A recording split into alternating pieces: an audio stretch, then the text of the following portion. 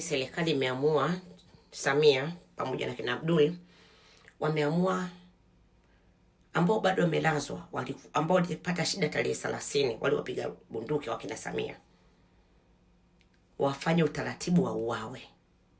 Hawataki kabisa ushahidi wowote wa ICC.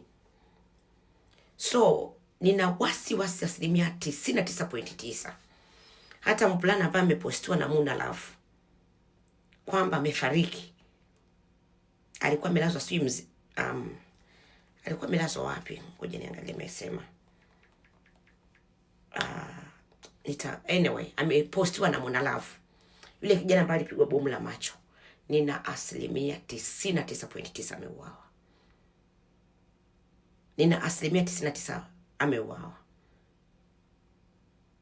Ukiangalia toka tarehe 29, 30, 31 kuja hivi, amekuja kufariki hizi sui jana sui leo. Kwa sababu naona Muna amepost kama masaa 7. Na taarifa nimezipata nilikuwa niko busy, lakini Samia ndo kaniambia kwamba wamepanga hivyo kuwaua wote. Kwa hiyo kama na ndugu yako ambaye yuko hospitali, wanapita kuanzia Muhimbili,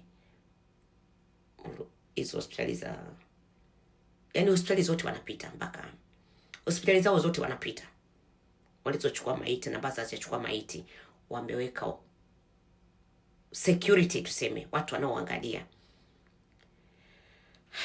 Kwa hiyo nina asilimia kubwa 99.9 yule kaka alikuwa amepigwa ndani ya macho, ameuawa. Wanawekea sumu kwenye mambo ya drip au zingine dawa za kunywa, hasa kwenye drip. Kwa hiyo kama na ndugu yako mkoani kote huko ama hospitali yoyote ile, naombeni kama mtaweza hii video misambaze ili watu waweze kupata ujumbe zaidi. Lakini Samia ameamua hivyo, na Abduli kaamua hivyo, na Kikwete kaamua hivyo, na Paul Makonda kaamua hivyo, na Mwigulu na Chalamila, kwamba wauawe. Hatutaki ushahidi hata kidogo.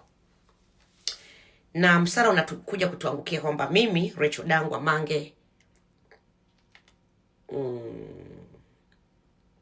Malia Nulvaz na Sativa, kwamba sisi ndio tuliofanya uchunguzi ambao umefanya wao sasa, na ambao upo. Unaona, unajifanya kwamba anafanya uchunguzi sijui. Hapana. Samia alichagua sijui nani ya kufanya uchunguzi. Uchunguzi siku nyingi sana wanao mfukoni tayari, kwamba itaonekana kwamba walioandamana, waliofanya zile fujo walikuwa ni vibaka, walikuwa ni wezi, na waliosababisha labda mpaka au vibaka wakajitokeza ni Rachel Dangwa, ni Mange, ni Malia, ni Sativa, ni Nulvaz na Muna Love.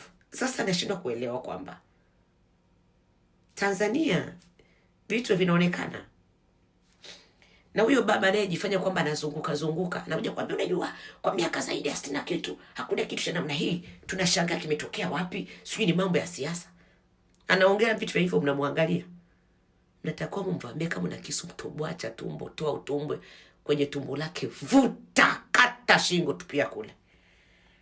Hakuna kitu kinaniumiza kama watu kuja kuongea vitu vya nonsense. Hakuna kitu kinaniumiza kama hicho. Na tume, nataka niwaambie yeye mnaovijiita tume, ambao Samia akamwambia mje kwamba sijui, sorry, nyie ambao umeambiwa kwamba sijui kachagua sijui, muangalie sijui tume ya kuangalia sijui nini, whatever. Maiti zote zilizofukuliwa zote, video zenu ninazo.